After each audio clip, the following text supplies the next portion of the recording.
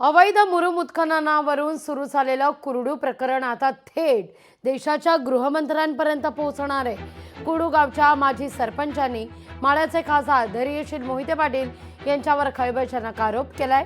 धैर्यशील मोहिते पाटलांनी अकलूजमध्ये 15 ते 17 हत्या घडवून आणल्याचं ते म्हणतायत। आता या आरोपांची SIT मार्फत चौकशी करण्याची मागणी माळशिरसचे माजी आमदार राम सातपुते यांनी केली आहे।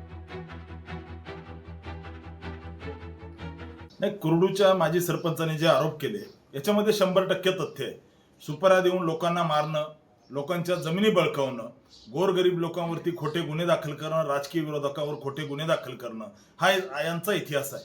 त्यामुळे या विषयामध्ये त्यांनी जे सांगितलं अकलूजमधले 16-17 खून झाले, मी माननीय मुख्यमंत्री यांना निवेदन देऊन या अकलूजमध्ये जी खुनाची मालिका झाली याचा आका कोण आहे, अकलूजचा आका कोण आहे याची चौकशी झाली पाहिजे आणि ज्यांनी खून केले त्यांच्यावरती कारवाई झाली पाहिजे।